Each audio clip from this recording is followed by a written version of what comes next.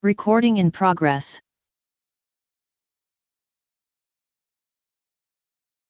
Hello guys! So magandang umaga, magandang hapon, magandang gabi po sa inyong lahat and maulan na gabi po dito sa amin kasi po sobrang lakas po ng ulan.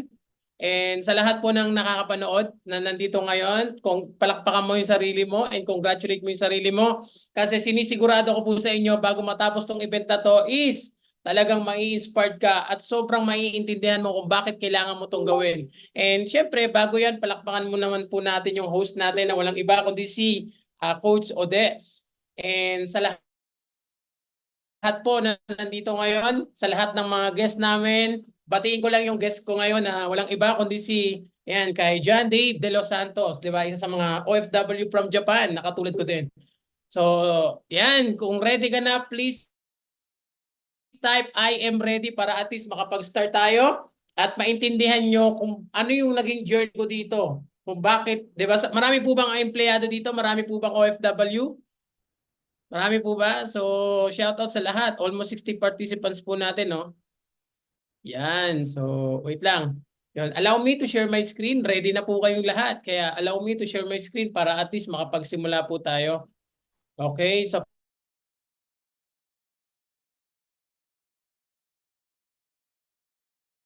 gusto ko na mag-focus ka, intindihin mo muna tong pag-attend mo sa event na to. Ako na po nagsasabi sa iyo, this is the best opportunity na nakita mo ngayong araw. Okay? And sa lahat po na nandito ngayon, kung ano man yung pinagkakabalan mo diyan, mag-focus ka po muna sa akin. Mas maganda po kung, 'di ba? Naintindihan ko kung may mga ginagawa kayo, pero mas maganda yung all ears, all eyes niyo na sa akin. And by the way, may pakilala ko, my name is Jeronimo Roy, a former employee. Yan. So, former OFW, multiple travel qualifiers, Gold Executive Prime, Millionaires Club, top Project Guide Top 100, EC Top 500, six-figure and car achiever. So, ngayon, since nakita nyo naman yan, paano ba ako nag-start sa ganitong opportunity?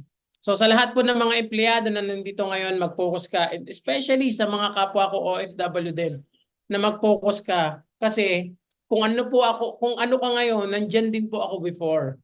Okay, so paano po ba ako nagsimula? So, next na tayo, no? So, I'm from Cavite. So, sa lahat po ng mga taga Cavite, shoutouts po sa inyo. Pero dito po ako nagstay sa Manila. Okay? I'm from Cavite. 4 years po akong empleyado na regular sa isang malaking company sa Cavite. Imagine 4 years regular na nga ako. Bakit pa ako, 'di ba, na umalis? 'Di ba? Siyempre, isa lang sa mga na-realize ko na ang mga kasamahan ko mas mamatatagal pa sa akin and yung situation ng buhay namin, ganun pa din. Kaya ako talaga, nag-decide ako na, kumbaga mag-try sa ganitong opportunity. And especially, bago ko sumubok sa ganitong opportunity, nakita ko muna na na tiningnan ko muna yung sarili ko sa OFW side. Ibig sabihin, yung mga kasamahan ko na regular din, nagiging OFW na, umaalis na sa kanya-kanyang trabaho. Kaya ako, nag-decide ako na sumama din ako doon sa tao na kaibigan ko na mag-abroad. So nag-apply ako bilang OFW. Siyempre, sa pag-apply bilang OFW, hindi naman ganun kadali. Tama, talagang kailangan mo rin ng sakripisyo. Pero yun nga, dahil sa sineswerte tayo, pinalad tayo, unang apply ko po, natanggap po ako sa bansang Japan.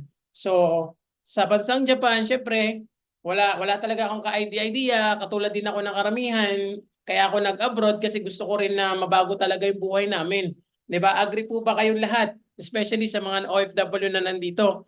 'Di ba na ang tawag dito na tayo, ang akala natin yung pagiging OFW, yun na yung sagot sa magiging kahirapan natin dito sa Pilipinas.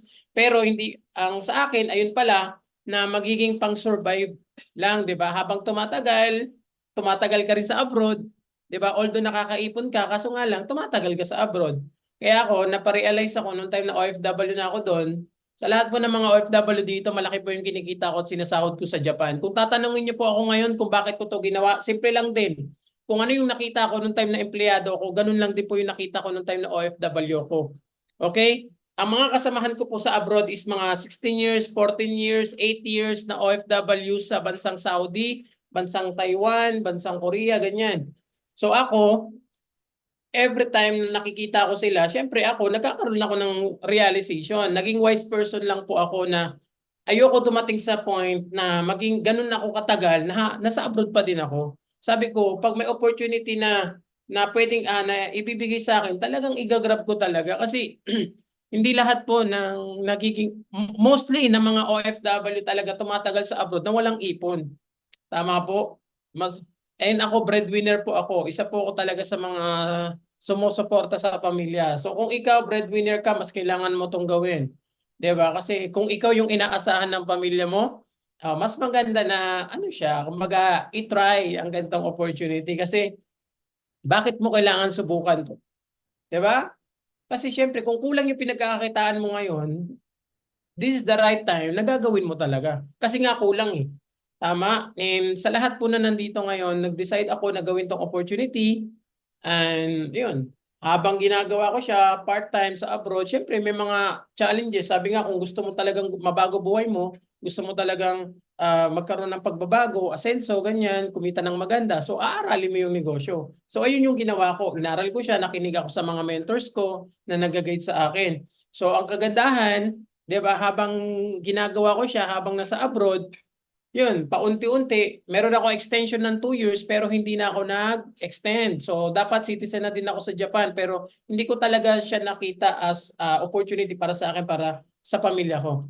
So nakita ko itong opportunity na to, ito yung grinab ko. Hindi na ako bumalik sa abroad. Nung time na tapos na yung kontrata ko, hindi na ako nag-extend, nag-full time na ako dito. So ang kagandahan doon, bukod sa, 'di ba, nakapag-for good ako, yan.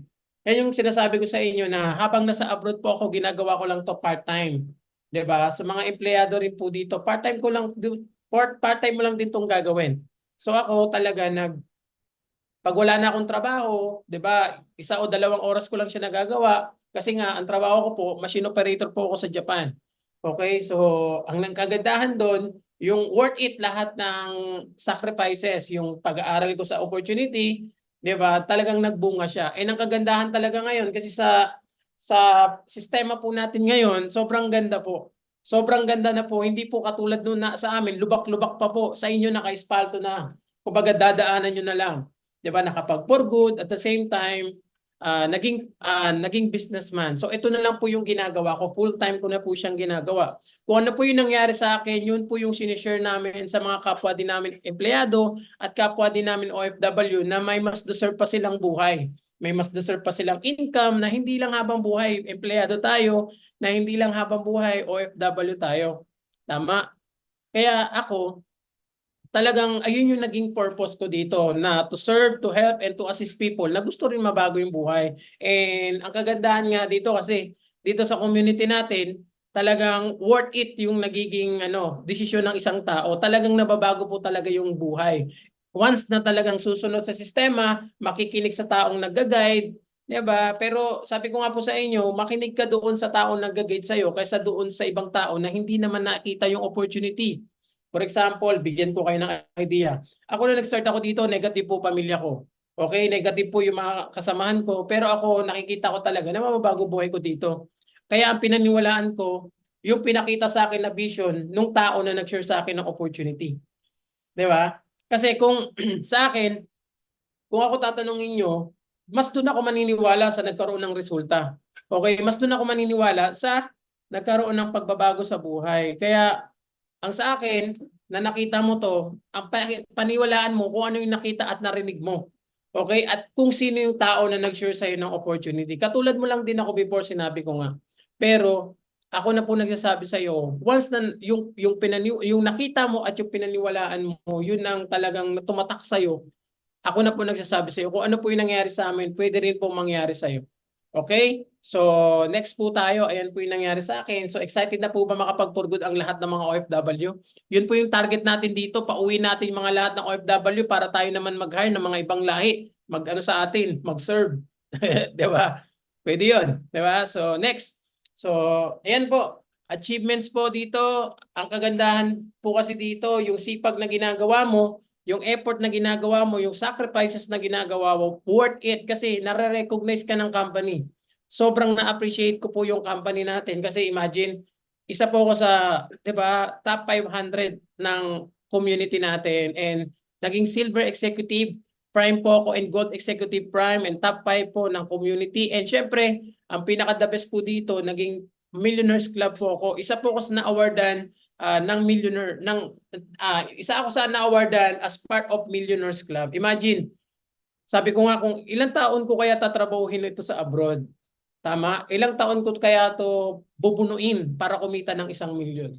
Diba? Pero dito guys, imagine, ina-awardan ako sa pinakamalaking arena sa buong, 'di ba? Isa, MOA Arena. 'Di ba? Imagine, ilang kaming mga tawag doon, ilang tao ang meron doon na nakasaksi. 'Di ba? And syempre, naging top 500 po ako worldwide. Ibig sabihin po, isa po ako sa mga kumikita ng maganda. Bakit ko po na-achieve 'yan? Simple lang. Tama? Simple lang. Bakit ko na-achieve yan? Siyempre, nag-decide lang din ako. At nakikinig ako doon sa tao na nag-share sa akin ng opportunity at nag-guide sa akin everyday. Diba? Imagine, sa akin lang, yung kinikita ko sa abroad, kaya naman palang kitain kahit nandito ka sa Pilipinas na hindi mo na kailangan umalis pa ng abroad, layuan yung pamilya mo. Diba? Na may ganitong opportunity na kahit nandito ka sa Pilipinas, kaya.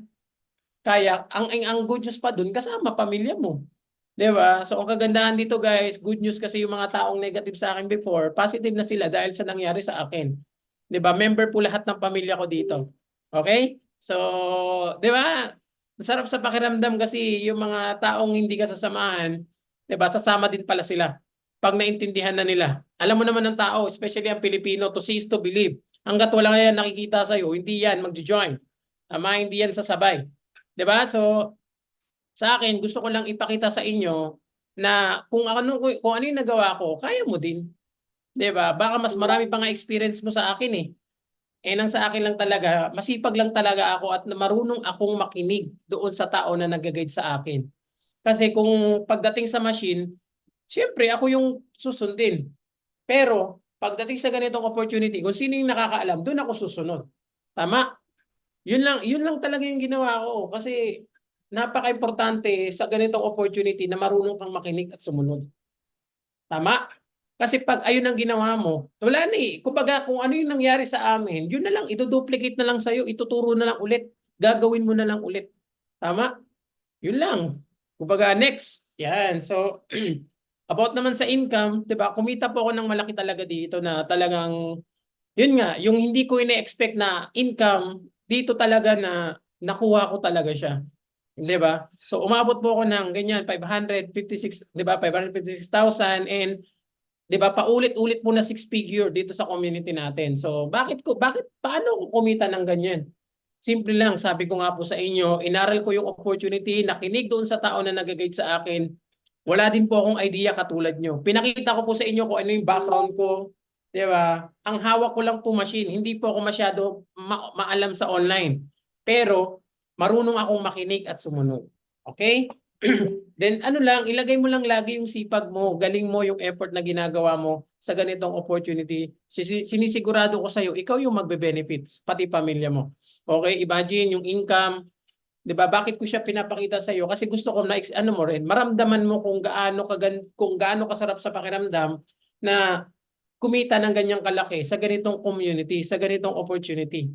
'Di ba? Kaya ako, always grateful na nakikita ko na yung mga tao din na nagkakaroon din ng pagbabago, especially yung transformation nila sa buhay. When it comes sa income din, 'di ba? Na deserve talaga din. Kaya sa lahat po na nandito ngayon, sabi ko nga po sa inyo, nauna lang po kami mag-decide. Kung ikaw magde-decide ka ngayon, ako lang nagsasabi sa iyo. 'Di ba? Ikaw naman yung susunod. Okay? So, next. Siyempre, lifestyle. Siyempre, ako, sabi ko nga po before, galing ako ng Japan. So siyempre, gusto ko yung mga pagkain ng Japan, especially yung ramen. Talagang hanggang dito, dala-dala ko po yan. Kumbaga, hanggang ngayon, di ba, favorite ko talaga yung ramen. Dito ako, ang kagandahan kasi, dati, tumitingin ako dun sa laman ng bulsa ko kung magkano yung laman, and kung ano yung laman ng bulsa ko, dumidepende yung kinakain ko.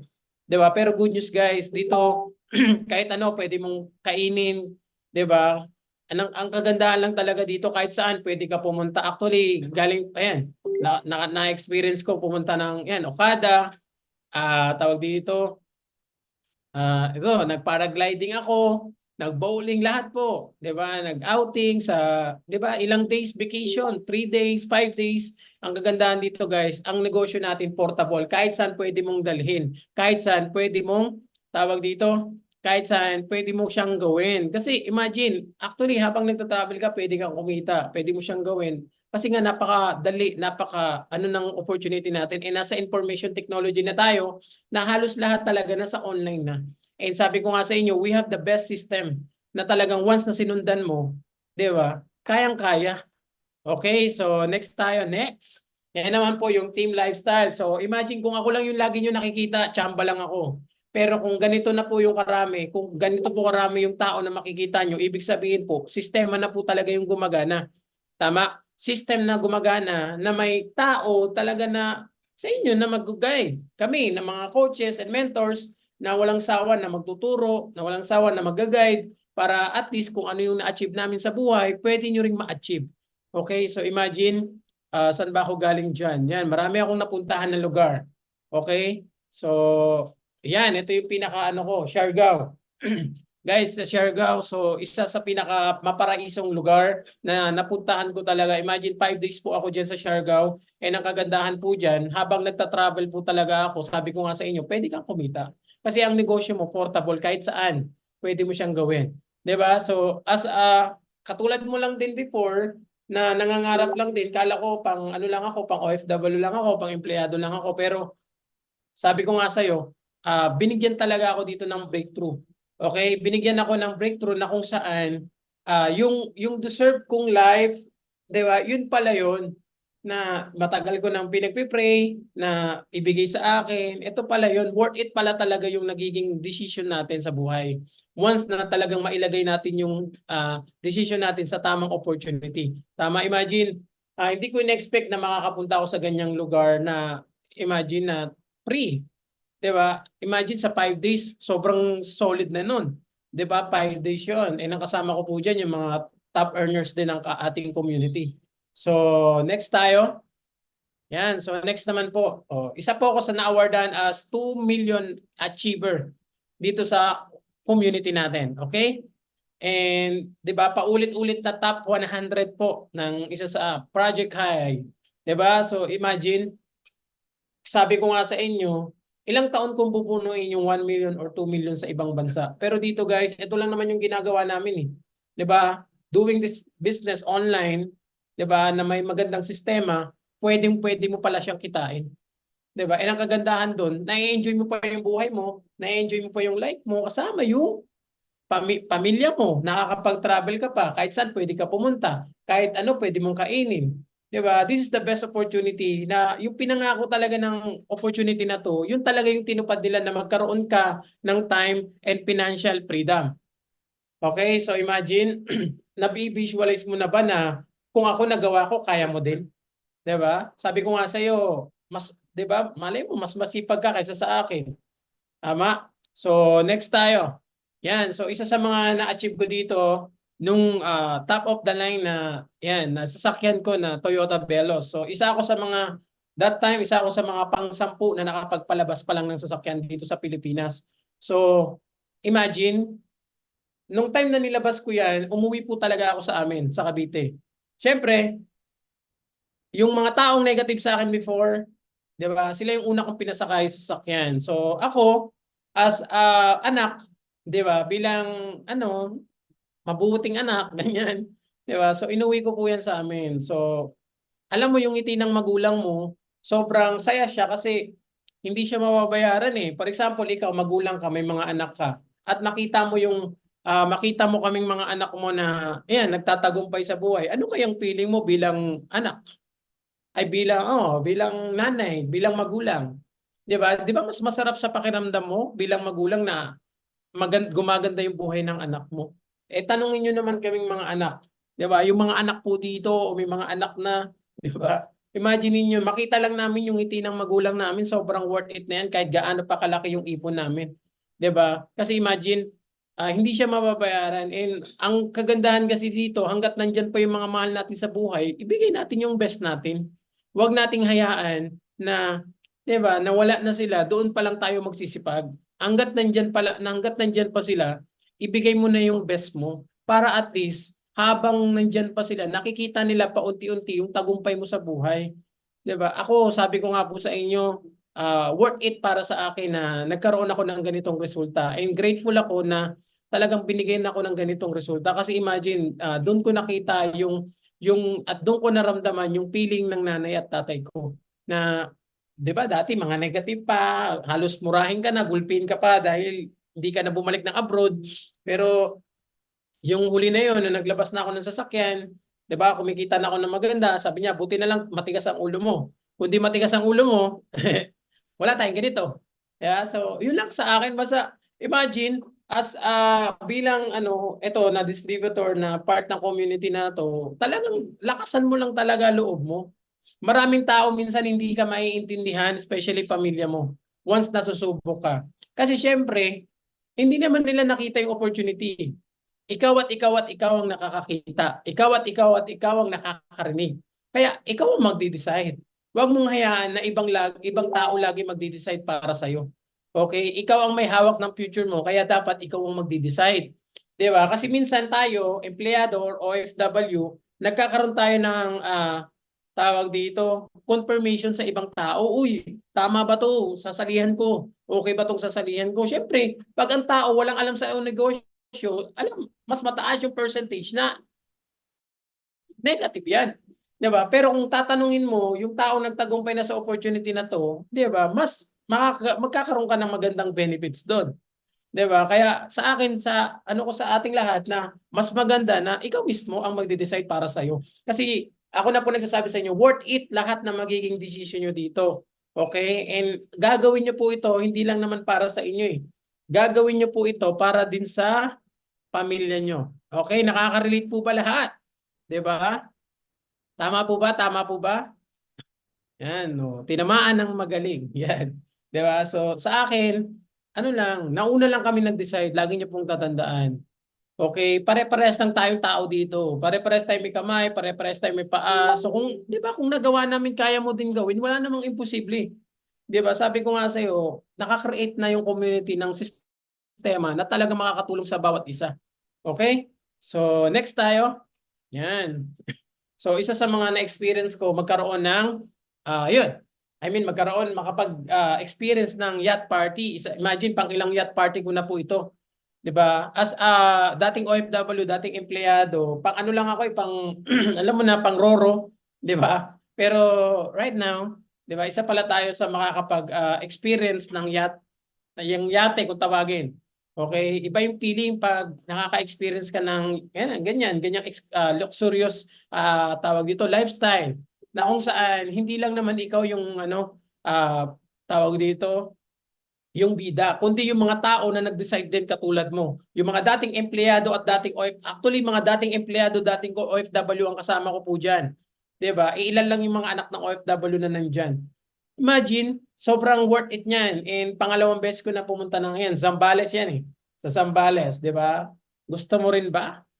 'Di ba? Alam kong gusto mo rin. So, ito naman, last January 30 hanggang February 5, nasa Taiwan po ako. So imagine, 5 days vacation po ako sa Taiwan. Ang kagandahan po doon, hindi po ako pupunta ng ibang bansa para magtrabaho. Ibig sabihin, pupunta po ako ng abroad or ng Taiwan, ng ibang bansa para mag-enjoy sa buhay. And ang kagandahan, sabi ko nga po sa inyo, ang negosyo na to, kahit saan pwede mo siyang dalhin. So imagine yung dating empleyado, dating OFW na nakikita nyo, 'di ba, ganito na yung buhay na binigay sa kanya ng ganitong opportunity. 'Di ba, imagine, ikaw na-imagine mo ba, nabi-visualize mo ba kung ano yung nangyari sa akin, mangyayari din sa iyo? Pag ganun yung nabi-visualize mo, good news yan para sa iyo, congratulations. Tama? Kasi lahat ng nakikita nyo ngayon, ito yung pwedeng maging future nyo once na talagang sinabayan nyo po kami. Tama? Once na talagang nakikinig ka talaga, ito yung pwedeng mangyari sa iyo. Kaya ako na po nagsasabi sa inyo na worth it lahat. Imagine, diyan ko po nakita yung mga mga OFW, na ganito pala yung buhay sa Taiwan, 'di ba? Ang sarap ng mga pagkain sa Taiwan, ang sarap mamasyal sa Taiwan, 'di ba? Ganun siya kaganda na dati nangarap lang naman ako na sabi ko maging OFW o ganyan, pero 'Di ba? Yung binigay sa akin, hindi lang pala ako pang OFW, pang ano lang pa, pang turista. Yung dati, tayo nagse-serve sa ibang lahi, 'di ba? Pero ngayon, yung ibang lahi naman ang nagse-serve sa atin. 'Di ba? Galing, no? Galing. Sobrang na-amaze lang talaga ako.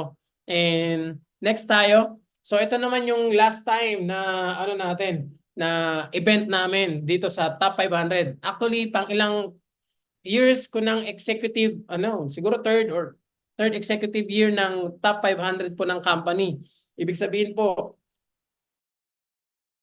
yan, na-awardan ako sa, I mean, top 500, ibig sabihin naka-attend po ako ng Grand Hyatt sa BGC po ito. Kasama ko po si Mentor Boyat Dalugdog and siyempre sa ilan sa mga coaches and mentors po natin.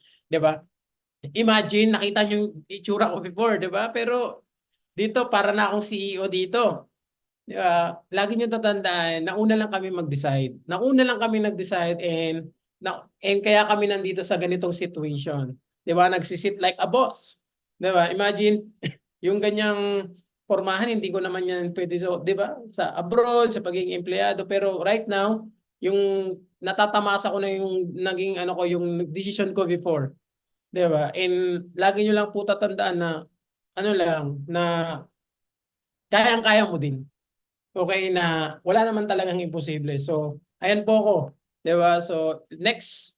And ayan po yung mga kasamahan ko, yung mga mentors natin, sila Mentor Joseph Lim, isa sa mga mentors ko na nag-guide sa akin, mentors natin sa community. And yan po yung mga top earners ng community natin na talagang sinasabayan tayo, tumutulong, handang mag-serve sa mga tao na gusto rin mabago yung buhay. So sabi ko nga po sa inyo, iilan po kami diyan, especially dito po. 'Di ba? Iilan, halos lahat kami, mga OFW, mga professionals, yan si Attorney Drew Magturo, mga ganyan po. Marami po dito na talagang yun, na yung profession nila iniwan nila dahil sa ganitong opportunity, mga empleyado, 'di ba, mga OFW. Marami po mga kabataan na ganito na lang po yung ginagawa nila kasi dito nila nakita yung buhay na pwedeng mangyari sa kanila once na ginawa talaga nila yung opportunity. Okay, so next tayo. So imagine niyo po, yung ako, nakita niyo ako as OFW ko ng tawag dito, 3 years. So sabi ko nga dyan, every accomplishment start with a decision to try. So lahat ng na-accomplishment ko dito, lahat na na-accomplish ko dito, so nagsimula lang yan sa decision. Okay? So, from ordinary OFW to become entrepreneur. Imagine, sinong mag-aakala, yung dating machine operator, mukhang artista na ngayon. 'Di ba? O ako may hawak ng mic. 'Di ba? Wala namang imposible, sabi ko nga po sa inyo eh. Basta paniniwalaan mo lang kung ano yung mga bagay na gusto mong mangyari sa buhay mo. Okay? So, next tayo. Yan, so good news kasi imagine, 'di ba, kakagaling ko lang ng Taiwan this October po. This coming October nasa Korea naman po ako, 'di ba? 5 o 6 days vacation ulit. 'Di ba? Imagine, hindi ako pupunta ng Taiwan, ng Korea para magtrabaho. Pupunta po ako doon para mag-enjoy sa buhay. 'Di ba? Hindi ko siya pinayayabang sa inyo. Gusto ko lang na ma-inspired ka, gusto ko lang na ma-motivate ka, maano ka, kumbaga masindihan ka na kung ano yung binibigay sa akin na buhay ngayon, gusto ko rin ma-experience mo at maranasan mo. Kasi mas masarap na lahat tayo makaka-experience ng ganito. 'Di ba? Kung ako lang, 'di ba, medyo ano na 'yon. 'Di ba? Medyo nakakalungkot 'yun, pero kung tayo makaka-experience tayo ng mga bagay na ganito na deserve natin, 'di ba? Mas masarap sa pakiramdam. And imagine, etong Korea, alam niyo naman po na talagang sobrang ganda po talaga diyan. Okay, kaya ikaw na nandito ngayon, magkano lang naman 'yun? 'Di ba? Unting sacrifice lang. And sabi ko nga, we have best system na mag-guide sa inyo, na magtuturo sa inyo. Ang gagawin mo na lang, susundan mo na lang step by step. Okay? So, next tayo, next. Yan. So, ito po, sa lahat po na nandito ngayon, I know na na-inspired ka. I know talaga na nagustuhan mo and talagang na-motivate ka. Ito lang yung masasabi ko. Kapag may dumating na opportunity, 'di ba, sa life mo, grab it kasi pinag-pray mo 'yan. Naniniwala po ba kayo doon? Kasi ako that time, nung time na OFW ako sa Japan, every day, every night, 'di ba? Talagang ano, every morning nagpe-pray talaga ako ng opportunity. Dati kasi ang akala ko, okay na, Japan, sagot sa kahirapan, ganyan. Kasi ang ganda, laki talaga ng sahod ko. Pero habang tumatagal ako sa abroad, 'di ba? Parang nagkakaroon ako ng realization na umuwi na lang dito sa Pilipinas. 'Di ba? Kaya nag-try ako na, 'di ba, pinagpe-pray ko talaga na may opportunity na dumating, and good news kasi may opportunity talaga na dumating sa buhay ko. And sabi ko nga, ikaw na hindi ka pa part ng community, kapag may dumating na opportunity sa life mo, I suggest grab it kasi pinag-pray mo yan. Okay? Pinag-pray natin to. Minsan kasi ang tao nagpe-pray ng opportunity pero takot sumubok. Tama, takot sila kasi nga baka daw ganito, ganyan. Pero ako na po nagsasabi sa inyo, 18 years na po yung company natin. Okay? We have the best system. We have the best coach, community, best mentors na mag-guide po sa atin. Lagi mo lang tatandaan, mag-decide ka lang kung ano yung mga gusto mong mangyayari sa buhay mo. Every decision na gagawin mo, 'di ba? Patungo ka na doon sa tagumpay na gusto mo. Patungo ka na sa buhay na gusto mo. Kasi sabi ko nga po sa inyo, nauna lang ho kaming nag-decide. And kung ikaw magdi-decide ka ngayon din mismo, ako na po magsasabi sa inyo. Yung ganitong ginagawa ko ngayon na nag-share sa opportunity, nag-share ng success story ko, I know for sure ikaw naman ang susunod. 'Di ba? Ikaw naman ang magsusunod na mag-share ng success story mo. Gusto mo ba 'yon? Kaya sa lahat po na nandito ngayon, pangarapin mo lang din. Libre lang yung mangarap. Wala namang imposible talaga. As long as naniniwala ka. Okay? Kaya yun lang sa akin. Basta imaginein mo lang kung ano yung nagawa ko, anong nagawa ng community, anong nagawa ng mga coaches and mentors natin, kaya mo din gawin. Kung ako naniniwala sa'yo, dapat ikaw mas naniniwala ka sa sarili mo na kaya mo. 'Di ba? Paniwalaan mo kasi every time na naniniwala ka sa sarili mo, 'di ba? Papunta ka na doon sa goals na papunta ka na doon sa buhay na gusto mo kasi 'di ba? Kasi pinag-pray mo 'to. Okay? So, 'yun lang sa akin. I know for sure maraming na-inspired. I know for sure na-inspired po kayong lahat. Kami po, nandito po kami ng mga coaches, mentors, and community na mag-guide po sa inyo step by step. Ang sa amin lang po, ibigay niyo po yung buong tiwala niyo sa amin kasi sinisigurado namin kung ano yung nangyari sa amin, pwede rin mangyari sa inyo. And yun lang. God bless you and back to the home.